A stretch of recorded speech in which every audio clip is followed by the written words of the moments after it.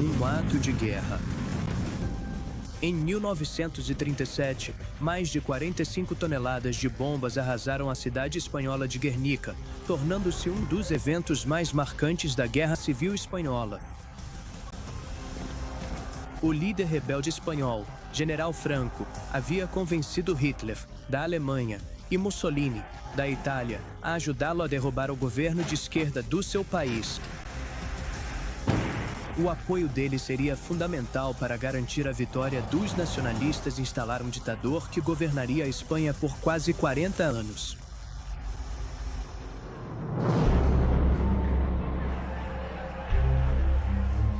A história está repleta de exemplos de como ditadores chegaram ao poder. Mas quais são os temas em comum? Quais são as circunstâncias que levam à tirania? E quais técnicas eles usam para chegar ao topo? Ditadores acreditam que têm a resposta para resolver os problemas da sociedade. Eles têm uma visão do que sua nação poderia ser. Mas, para que um ditador realize seus objetivos, ele precisa de amigos influentes. Eles precisam do apoio da elite e de um financiamento para sustentar sua visão única. Eles precisam seguir o dinheiro.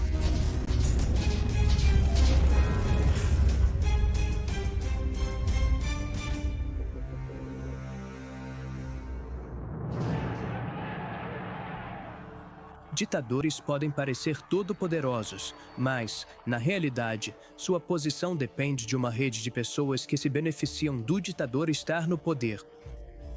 É extremamente importante para qualquer ditadura conquistar o apoio da elite. A elite é fundamental para mantê-los no poder. Foi o financiamento industrial em 1932 e 1933 que sustentou o Partido Nazista em sua investida final pelo poder. Às vezes, esse apoio vem do exterior, como de superpotências que esperam usar o ditador como peça em um jogo geopolítico de xadrez. Durante os anos da Guerra Fria, não dá para pensar em qualquer grande conflito na África que não tenha sido, de alguma forma, impactado pela rivalidade entre a União Soviética e os Estados Unidos. A história curta aqui é que, quando ditadores recebem amplo apoio de potências estrangeiras, eles tendem a ser mais resilientes e a permanecer no poder por mais tempo. E para muitos ditadores, conseguir dinheiro depois de chegar ao poder é um dos principais motivos para estar lá em primeiro lugar. No centro de qualquer ditadura está a corrupção. Então, em nenhuma democracia você veria esse nível de cleptocracia, onde o governo, o líder, está realmente roubando do próprio povo e colocando diretamente no bolso as receitas que o Estado está gerando. Um aspirante a ditador precisa de apoio e dinheiro para chegar ao poder. E, uma vez no poder, o que eles fazem com essa base econômica pode determinar o sucesso ou fracasso de sua liderança.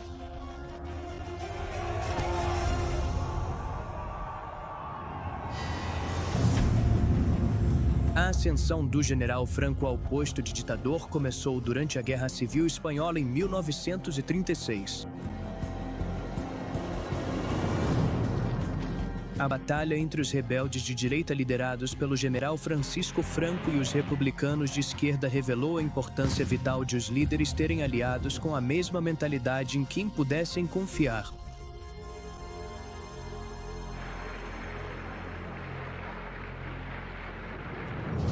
Nos anos que antecederam a Guerra Civil Espanhola, a Espanha estava em um estado de turbulência e a economia estava em frangalhos. O início da Segunda República Espanhola em 1931 inaugurou uma era de estabilidade, crise e reformas.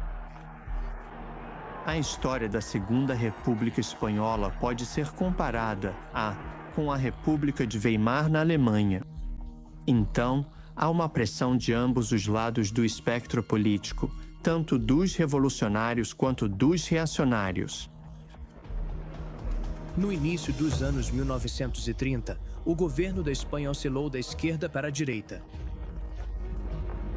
Até que, nas eleições de 1936, a Frente Popular de Esquerda conquistou uma vitória apertada. O resultado da eleição foi acompanhado por uma escalada da violência política e um grupo de oficiais militares de alta patente decidiu que já tinha visto o suficiente.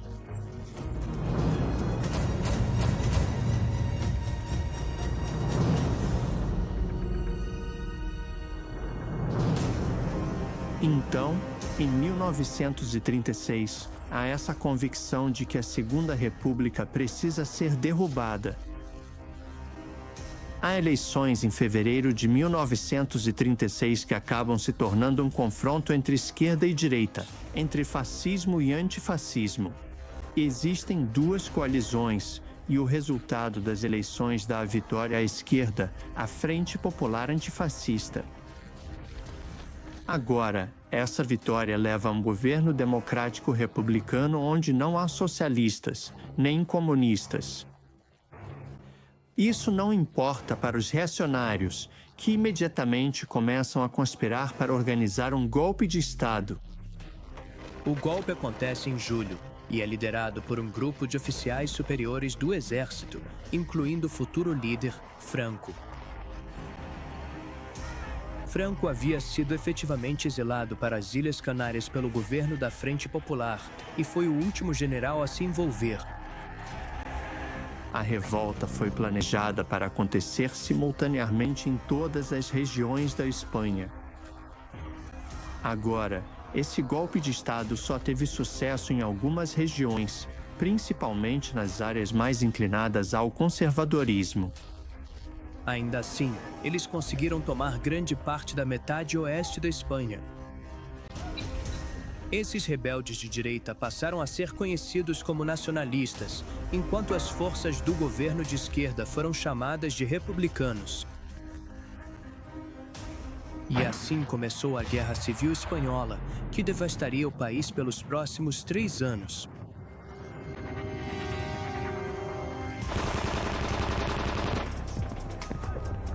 Os nacionalistas eram apoiados pelos proprietários de terras, pelo exército, pela igreja e pelo partido político de influência fascista chamado Falange.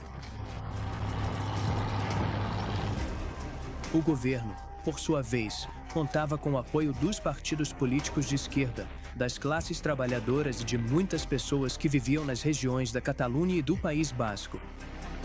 Em determinado momento, alguns dias após o golpe de Estado, várias decisões são tomadas entre os rebeldes. Franco, na época, era apenas mais um entre vários oficiais militares que participavam do golpe de Estado. O general Franco recebeu a tarefa de ir ao Marrocos espanhol e trazer tropas desesperadamente necessárias para o continente. Ele comandava algumas das poucas tropas totalmente treinadas e prontas para o combate à disposição dos nacionalistas. O problema que ele enfrentava era uma grave falta de transporte. Franco percebeu que, para mover seus homens, precisava do apoio e dos recursos de outros países, como a Alemanha nazista e a Itália fascista. Ele procurou os cônsules italiano e alemão em Tanger e enviou emissários para Berlim e Roma. Franco pode ter exagerado para os governos o papel que desempenhava na liderança nacionalista. Bem, eles tomam uma série de decisões, criando uma junta entre diferentes oficiais militares. Mas, gradualmente, é o general Franco quem passa a ser o líder rebelde mais influente e mais proeminente. E, nesse processo, é crucial o apoio que Franco obtém de Hitler e de Mussolini. Hitler e Mussolini vão rapidamente enviar aviões e conselheiros militares para Franco. Hitler toma a decisão de intervir na Espanha em 25 de julho de 1936. No dia seguinte, Mussolini concordou em fornecer apoio semelhante.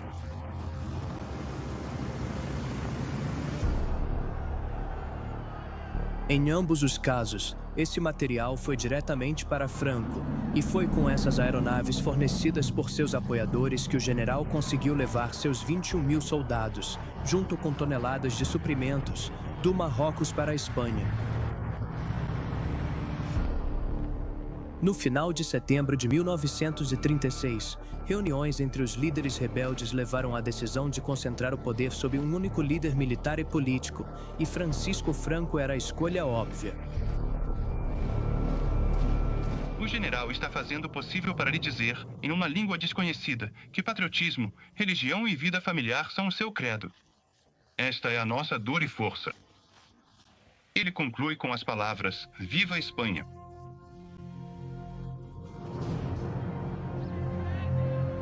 Franco foi nomeado generalíssimo, chefe de governo e de Estado, em 1º de outubro de 1936. Estar no comando supremo de todas as forças nacionalistas lhe deu mais influência ao pedir apoio à Alemanha e à Itália.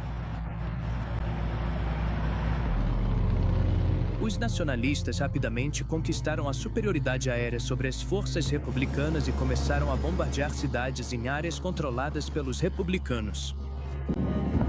O mais infame desses ataques foi em Guernica. Esse uso de aeronaves militares contra civis continuaria ao longo da guerra, e os rebeldes utilizariam esse bombardeio estratégico com aviões italianos e alemães durante 1937 e 1938 nas ofensivas contra em Aragão e Catalunha. Guernica não foi a primeira vez que civis foram alvo durante a Guerra Civil, e também não seria a última. Mas o ataque acabou recebendo ampla cobertura na imprensa espanhola e internacional. O mundo ficou horrorizado. Historiadores falam sobre o tipo específico de guerra fascista daquela época.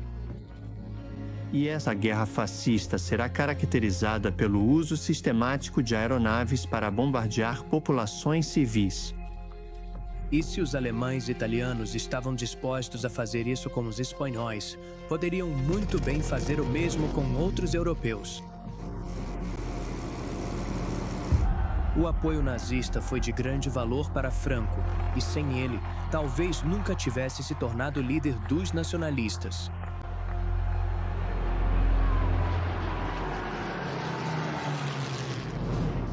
A Guerra Civil Espanhola durou de 1936 a 1939. Ficava claro para os líderes mundiais que aquilo era, na prática, uma guerra por procuração entre as potências fascistas emergentes, de um lado, e a democracia e o comunismo, do outro. Muitos desses líderes temiam que, se envolvessem, isso se transformaria em uma guerra mundial.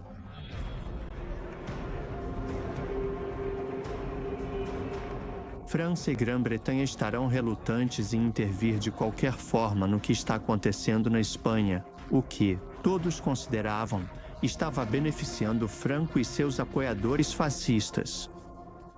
Os republicanos não receberam nenhum apoio oficial de qualquer país democrático durante a guerra.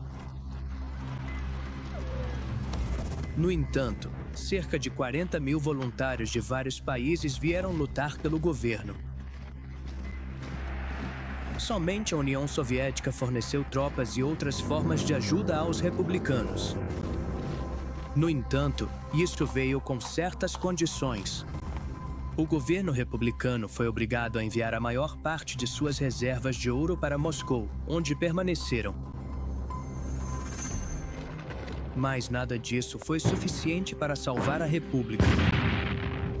Há um avanço gradual dos rebeldes, dos franquistas, mas há consenso entre os historiadores de que o peso desigual do apoio internacional beneficiando os rebeldes, os franquistas, é o que decide a guerra.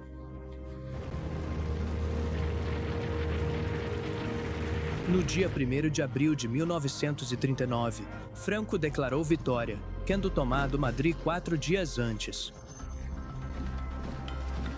Os franquistas venceram a guerra civil que tirou a vida de 500 mil pessoas. Assim começou o regime ditatorial que durou até a morte de Franco em 1975. O apoio dos financiadores internacionais foi fundamental para a vitória de Franco na guerra. Mas a prática das grandes potências apoiarem ditadores em outros países só se tornaria comum durante a Guerra Fria, mais de uma década depois.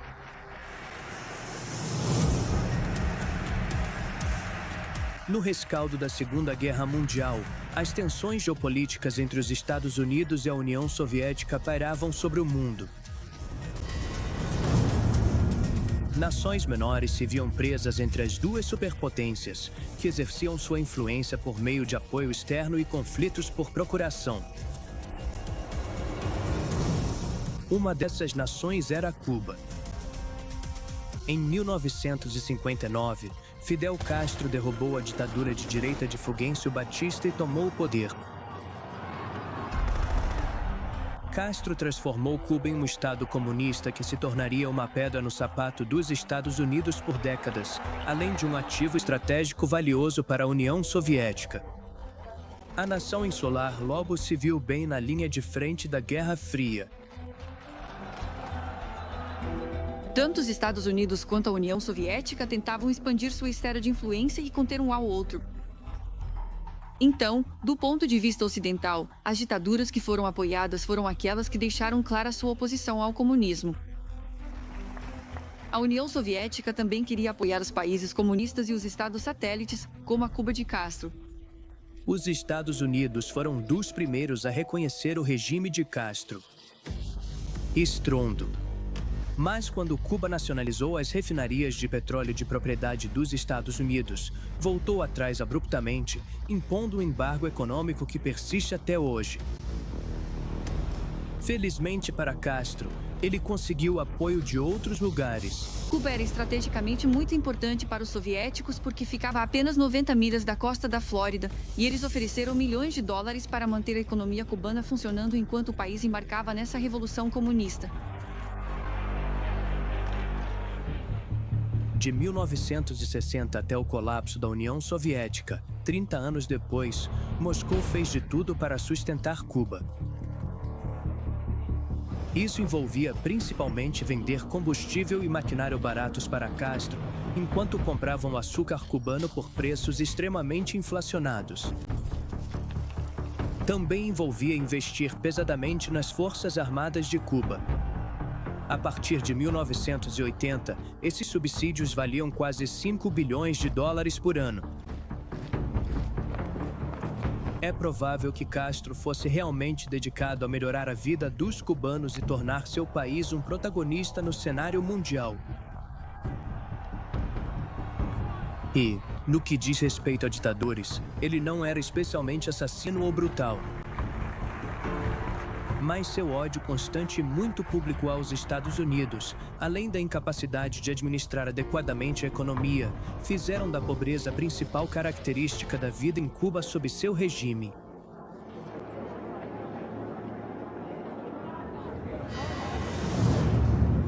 Enquanto Castro se beneficiava do forte apoio da União Soviética, no Panamá, Manuel Noriega era sustentado, e de fato financiado pessoalmente, pelos Estados Unidos. Noriega foi ditador do Panamá de 1983 a 1989. E se Castro era patriota e bem-intencionado, para Noriega, tudo girava em torno do esquema e da corrupção. Quando jovem oficial do Exército, Noriega apoiou um golpe orquestrado pelo coronel Omar Torrijos em 1968. Como o Canal do Panamá passa pelo país, os Estados Unidos queriam que a nação da América Central fosse estável e obediente ao ditador.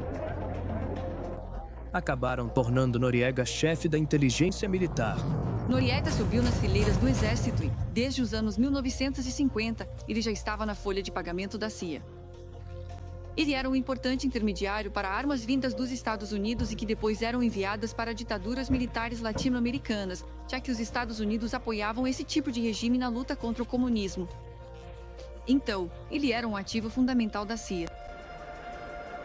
No entanto, Noriega também vendia informações para outros países, além de receber propinas de traficantes de drogas, incluindo Pablo Escobar, que lavavam dinheiro através de bancos panamenhos.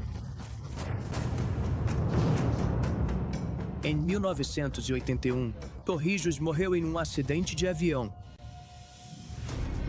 Após muita disputa pelo poder, Noriega conseguiu se tornar chefe das Forças Armadas do Panamá.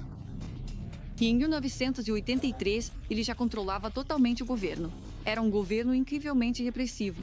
Praticamente não havia liberdade de expressão permitida. Também não existia muita competição política. Nesse momento, Noriega contava com o total apoio dos Estados Unidos. Ele era útil porque o governo Reagan estava em uma missão para conter o comunismo na América Latina, e o Panamá era um centro regional para o tráfico de armas, dinheiro e informações. A doutrina Reagan reviveu a velha ideia de que o comunismo era uma ameaça e precisava ser contido onde quer que estivesse. Reagan agora acredita que tem vantagem sobre a União Soviética e se sente livre para afirmar o poder dos Estados Unidos de forma mais aberta. Em muitos desses regimes de ditaduras de direita ou ditaduras anticomunistas, a ajuda externa era absolutamente fundamental para sustentar seus governos. Eles não sobreviveriam sem essa ajuda. E à medida que milhões de dólares em ajuda militar e econômica chegavam a esses países, eles usavam esse dinheiro para manter suas elites satisfeitas e garantir sua própria sobrevivência política. Noriega, no entanto, ficou ousado demais com seu poder, e isso seria sua ruína. E você começou a vê-lo se envolver cada vez mais com o tráfico de drogas. E enquanto os Estados Unidos estavam dispostos a fazer vista grossa por muito tempo, em determinado momento, sentiram que ele tinha ido longe demais.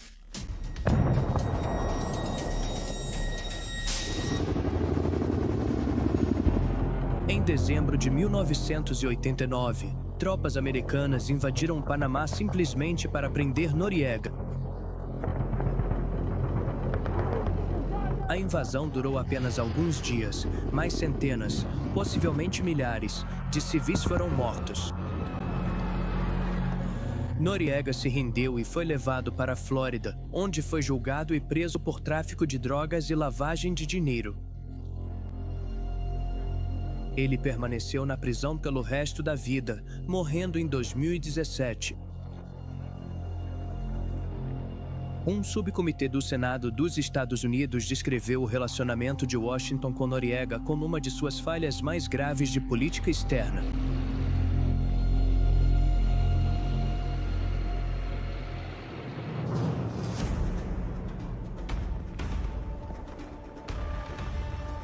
Mas o apoio americano a ditadores, por mais corruptos que fossem, era um pilar de sua política externa durante a Guerra Fria, e não apenas na América Latina.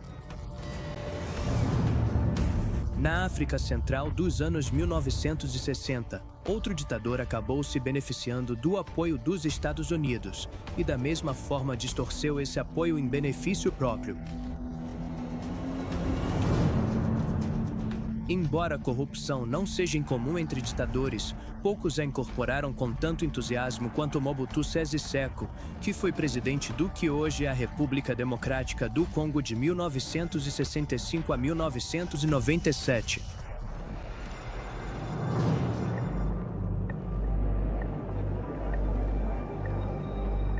A República do Congo conquistou a independência em 1960 e Patrice Lumumba tornou-se o primeiro-ministro do país sob a presidência de Joseph Kasavubu.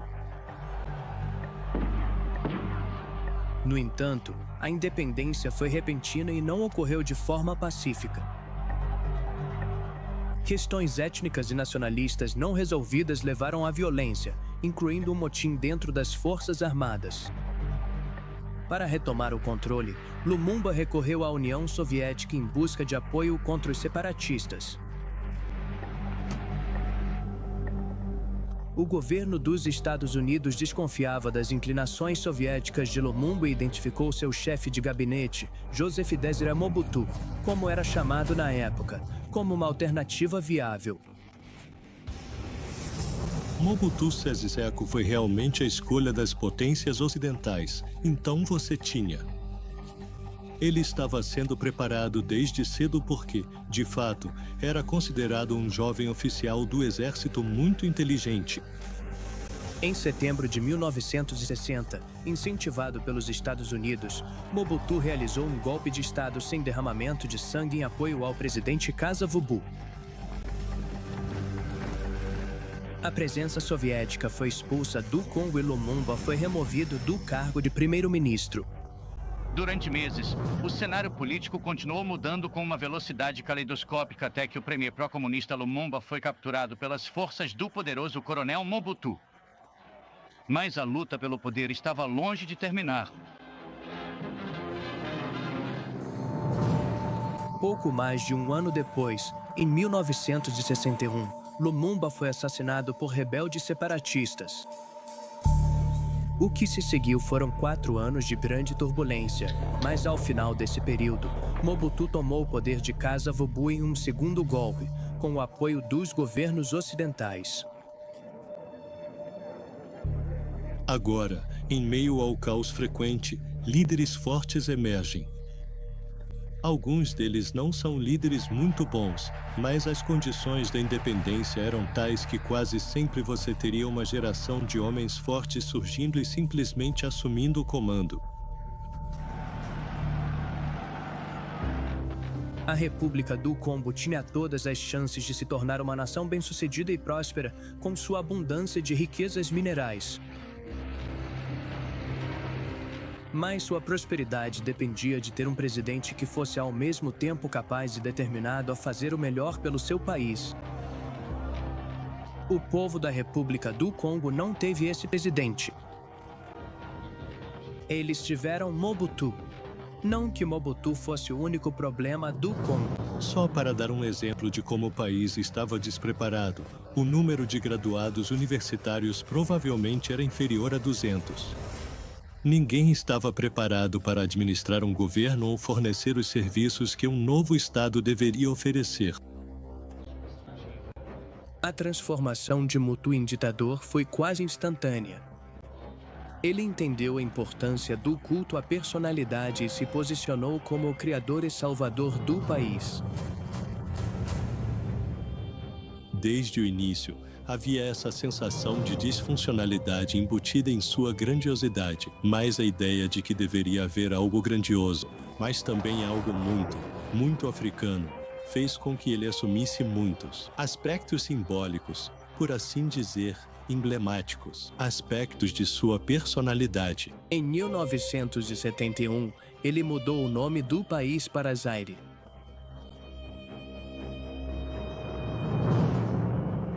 No ano seguinte, ele mudou seu nome para Mobutu Sese Seko, a forma abreviada de um nome, que se traduz como o guerreiro todo-poderoso, que, por causa de sua vontade inflexível de vencer, irá de conquista em conquista, deixando fogo por onde passa. Ele usava chapéu pele leopardo Pull Box. E ele começou a usar, por cima de roupas ocidentais muito bem ajustadas, mas não exatamente ocidentais, algo como um estilo Savile Row encontra o corte do presidente Mao. Isso levou os críticos do presidente a vê-lo como um líder com mais estilo do que substância. Ele certamente teve pouco sucesso até agora em lidar com os enormes problemas econômicos do Zaire.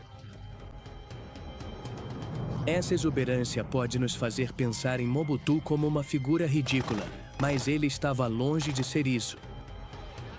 Como a maioria dos ditadores, ele era um bandido cruel. 6 meses depois de assumir o cargo, ele enforcou publicamente 4 ex-ministros do gabinete.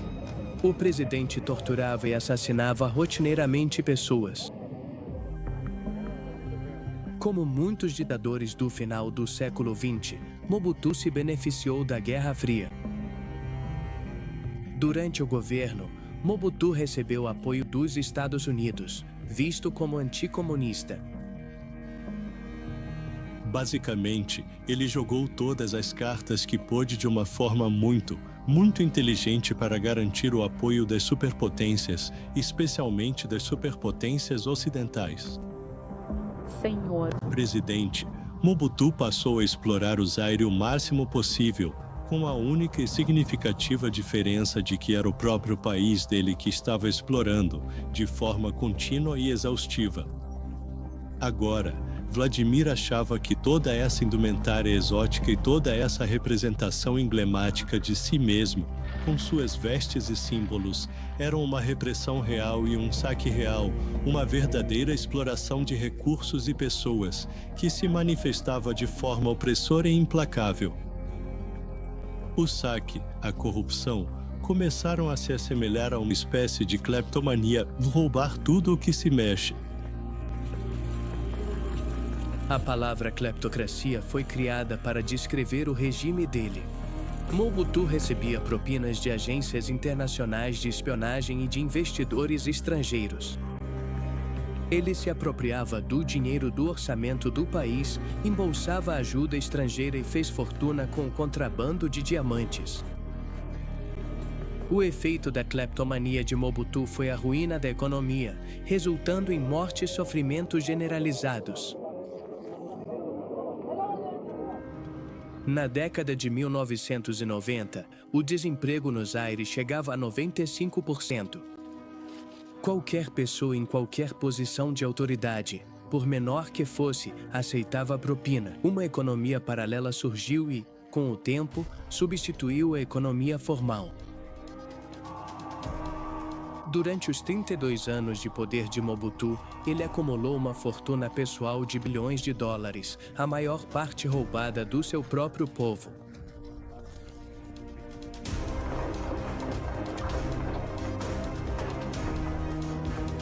O fim chegou em 1997, enquanto Mobutu estava sendo tratado de câncer na Suíça.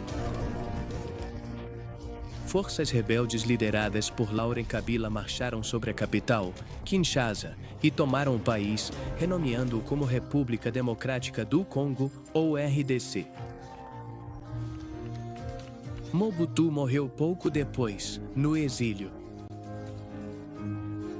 O regime desmoronou rapidamente, como um castelo de cartas muito elegante, com o coringa sempre mais estampado de pele de leopardo, por exemplo, e com o próprio Mobutu doente, obviamente prestes a morrer. Não há mais nenhuma força de coesão.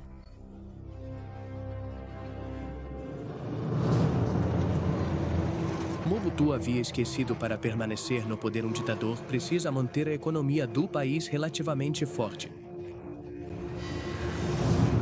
Cerca de 60 anos antes da corrupção descarada e do desvio de dinheiro de Noriega e Mobutu, a década de 1930 veria a ascensão de ditadores, com uma abordagem bem diferente para arrecadar dinheiro e utilizá-lo. A partir de 1925, Mussolini era il Duce, o líder. Ele havia herdado um país cuja economia, que nunca foi forte, tinha sido arruinada pela Primeira Guerra Mundial, o que levou a uma instabilidade política generalizada. Mussolini ofereceu aos italianos, inclusive às elites, a estabilidade que tanto desejavam. Mas isso também significava que, uma vez no governo, ele teria que consertar a economia se quisesse permanecer no poder. Ele só não sabia muito bem como fazer isso. Existem dois lados na política econômica fascista na Itália. Pode-se dizer isso. Na década de 1920, no início do regime fascista, até 1927, o governo fascista é, em muitos aspectos, uma continuação das políticas liberais anteriores. A partir de 1927, o Estado fascista e a economia fascista tornam-se corporativistas. E o corporativismo é, de muitas maneiras, uma resposta fascista ao socialismo. porque tenta combater o dogma socialista da luta de classes. O corporativismo é exatamente o oposto da luta de classes. Trata-se de unir as economias nacionais. A concepção fascista de vida, disse Mussolini, enfatiza a importância do Estado e aceita o indivíduo apenas na medida em que seus interesses coincidam com os do Estado. Houve muitas greves e lockouts durante esse período. Esse período turbulento, pouco antes de ele chegar ao poder. Mas ele achava que, com a introdução de suas corporações, as relações industriais entrariam em uma nova era. Essencialmente, o que eram as corporações? Sindicatos de empregados e empregadores se unindo para formar corporações em cada setor-chave da economia. No final das contas, elas não foram tão eficazes, digamos, quanto ele esperava. Na verdade, essas políticas se mostraram contraproducentes, reduzindo o padrão de vida dos italianos e empurrando o país para uma dívida monstruosa.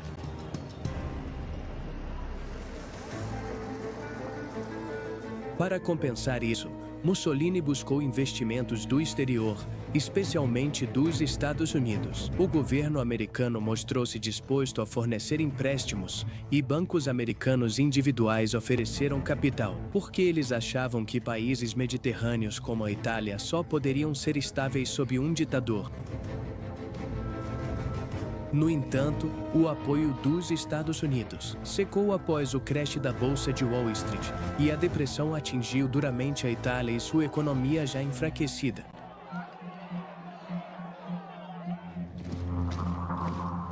Mas o que realmente devastou a economia italiana foram as aventuras militares de Mussolini, que eram tentativas de realizar seu sonho, de recriar o Império Romano. Isso incluiu o apoio que ele deu a Franco na Espanha e a invasão da Etiópia pela Itália.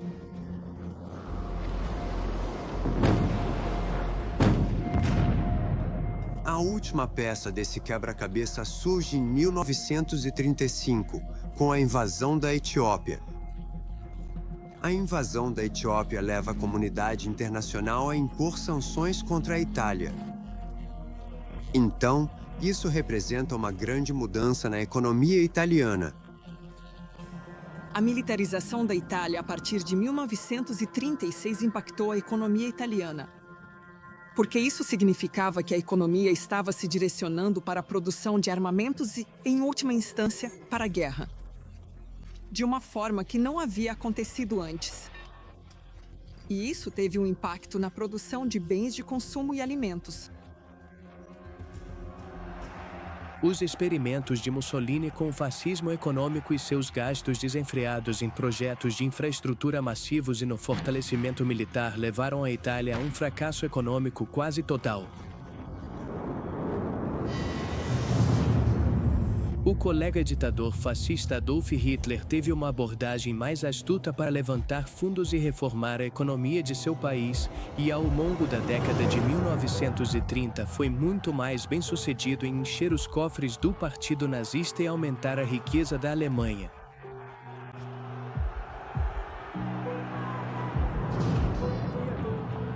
Adolf Hitler foi nomeado chanceler da Alemanha em janeiro de 1933.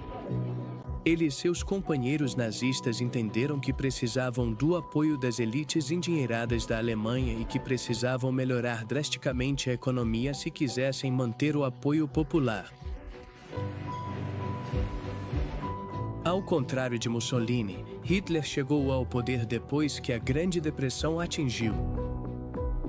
E em nenhum outro lugar esse evento sísmico prejudicou tanto as pessoas quanto na guerra, do que na Alemanha. Um país já debilitado por enormes pagamentos de reparações de guerra. A hiperinflação tornou as economias das pessoas inúteis.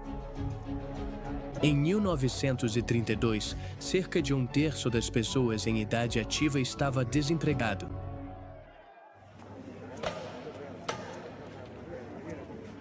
Hitler aproveitou o descontentamento causado por isso e culpou tanto o governo quanto os judeus pelos problemas econômicos do país.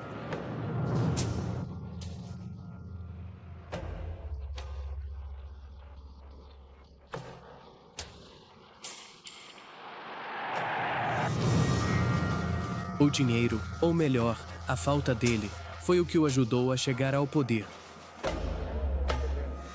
Os governos existentes, e houve uma sucessão deles em 1932, simplesmente não conseguiam lidar com a crise econômica, política e social.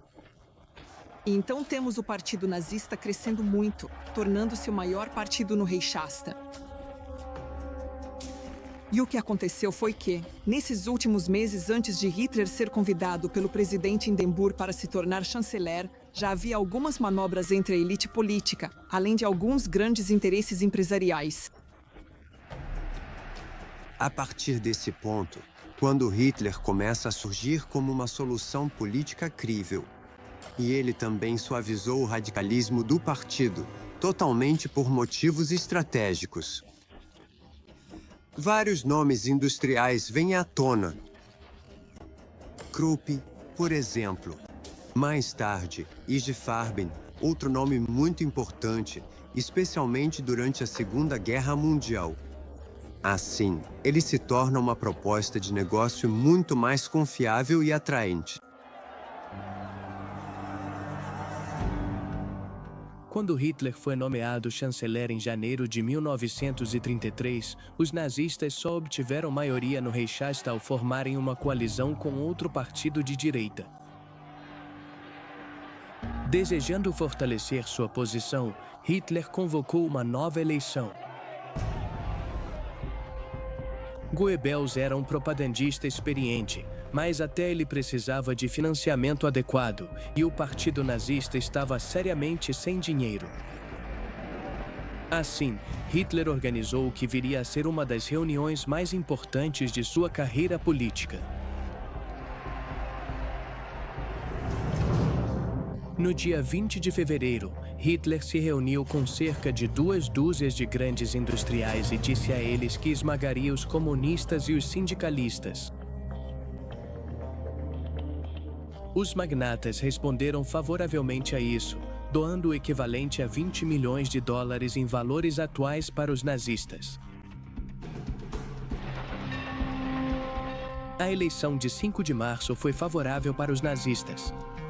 Eles conquistaram 44% dos votos, 10% a mais em novembro. Agora, uma vez que os nazistas chegaram ao poder, Hitler conseguiu convencê-los e convencer as elites de forma mais ampla de que tinham feito a coisa certa.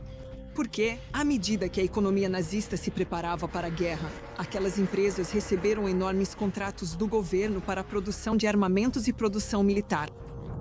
O povo não vive para a economia, e a economia não existe para o capital, mas o capital serve ao mundo, e a economia serve ao povo. Desde a Primeira Guerra Mundial, a Alemanha estava em um estado de constante mudança e profunda incerteza econômica. O que Hitler ofereceu aos grandes empresários foi estabilidade. Ele parecia previsível, até mesmo controlável, uma visão compartilhada pelas elites políticas que o haviam feito chanceler. Como todos eles estavam enganados. Em meados da década de 1930, Hitler já havia consolidado completamente seu poder, tinha o firme apoio das elites alemãs e havia mostrado que seu regime era capaz de melhorar a economia. Agora, Hitler e os nazistas podiam se concentrar em seu objetivo principal, a preparação para a guerra. Um objetivo que acabaria por desfazer todo o sucesso econômico anterior. Em 1936, os nazistas implementaram seu plano de 4 anos. O plano de 4 anos é anunciado. É um plano para o rápido rearmamento da economia alemã, a preparação para uma nova fase da política externa alemã, muito mais agressiva, a expansão das forças militares. Mas não só isso. É um plano de grande escala. Ele faz um enorme investimento em infraestrutura. Por exemplo, que é considerado muito importante para sustentar o esforço de guerra. Os nazistas também reduziram o desemprego por meio de programas de criação de empregos, como a construção de rodovias. A língua estrangeira é um sistema de comunicação verbal ou escrita que não é nativo de um determinado país ou região, sendo aprendida e utilizada por indivíduos que não a adquiriram como sua primeira língua. Ela representa um desafio e uma oportunidade para a comunicação intercultural e o desenvolvimento pessoal. Eles conseguiram melhorar drasticamente a economia, aumentando sua popularidade e colocando a Alemanha em uma base sólida para a guerra. Mas, é claro, até mesmo esse aparente benefício para o povo alemão tinha um lado sombrio. Há uma última nuance no plano de 4 anos, e isso tem a ver com ideologia. Embora não esteja explicitamente ligado ao plano de 4 anos, já existe uma política econômica em andamento. Desde o primeiro momento em que os nazistas chegam ao poder, há o chamado controle da economia, que faz parte do antissemitismo nazista. Trata-se de expulsar os judeus da administração da economia. As políticas econômicas nazistas e o apoio da elite industrial alemã ao regime não teriam um final feliz.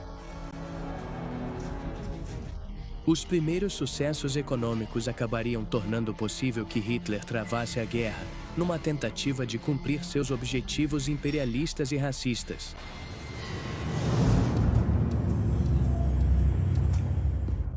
Seis décadas depois, um líder autoritário chegou ao poder na Rússia.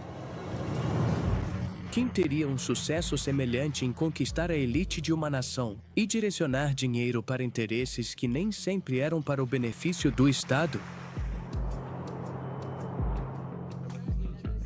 A Rússia de Vladimir Putin surgiu como uma história de sucesso econômico no início dos anos 2000. Mas sua ascensão financeira não veio sem sua parcela de polêmicas e corrupção.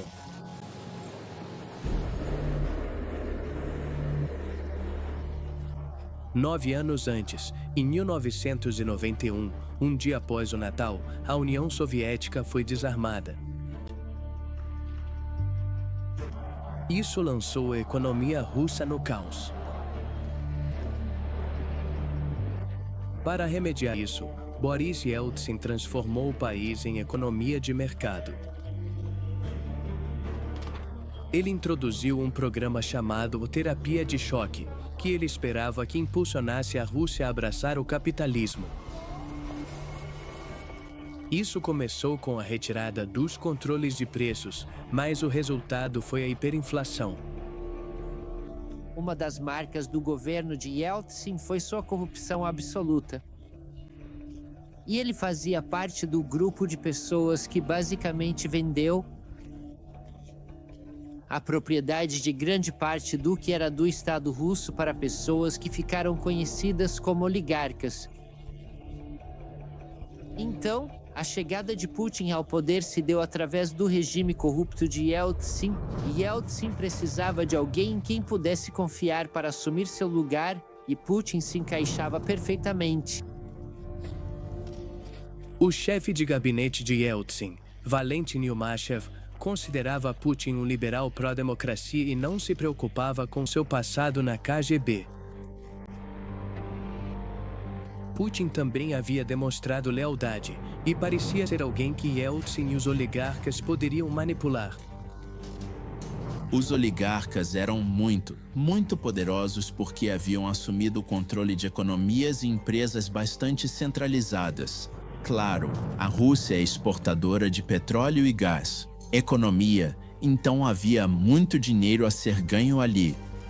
Então, em 1999, quando ocorreu a transição de Yeltsin para Putin, foi uma passagem de poder de um ditador corrupto para outro.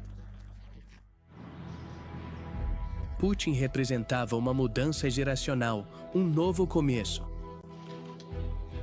Assim, quando Putin se torna primeiro-ministro e depois presidente, ele enfrenta uma situação em que o Estado é relativamente fraco e os oligarcas são muito fortes. Uma das primeiras coisas que Putin fez como presidente foi reunir alguns dos oligarcas mais ricos e poderosos da Rússia. Ele deixou claro que não era marionete deles. Ele explicou que eles poderiam manter sua riqueza, desde que não atrapalhassem seu caminho. Se eles resistirem, acabam tendo problemas de vários tipos, inclusive sendo presos. É relativamente fácil ir atrás de praticamente qualquer pessoa na Rússia por exemplo, sonegação de impostos, porque quase todo mundo evitou pagar impostos por muito tempo. Também é possível ir atrás dos oligarcas por outras razões, porque quase todos eles se envolveram em algum tipo de atividade ilegal durante o período de transição, quando o Estado era relativamente fraco.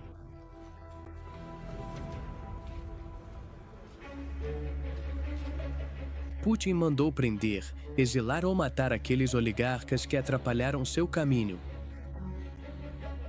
Se, como oligarca, você ficasse do lado certo de Putin, ele facilitava a sua vida eliminando grande parte da concorrência. Ao longo de uma década, o governo russo fez batidas em 1/3 das empresas russas, mandando 70 mil pessoas para a prisão com acusações forjadas. O governo então confiscou seus bens. Enquanto isso, Putin continuava popular entre muitos russos porque era acreditado por reverter a situação da economia.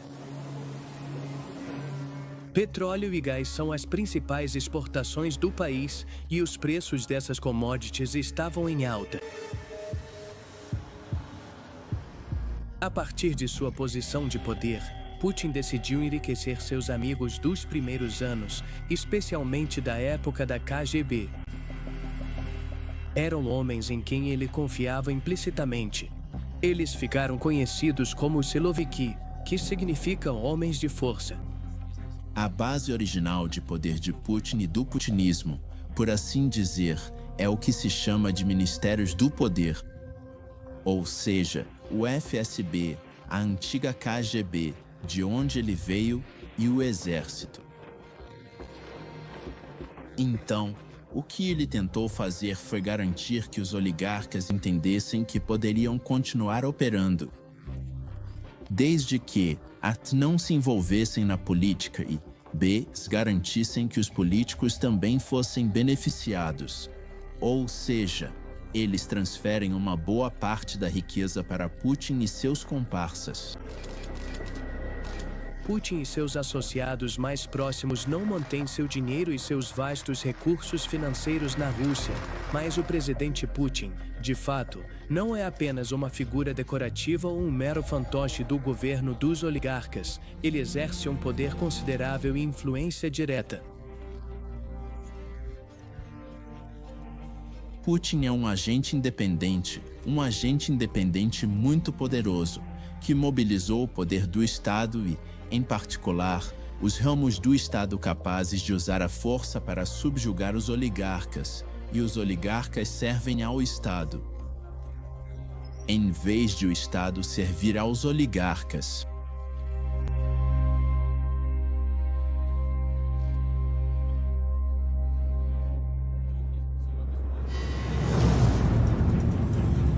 Ditadores ao longo do último século nos mostraram que qualquer ditador que queira permanecer no poder precisa entender o poder do dinheiro.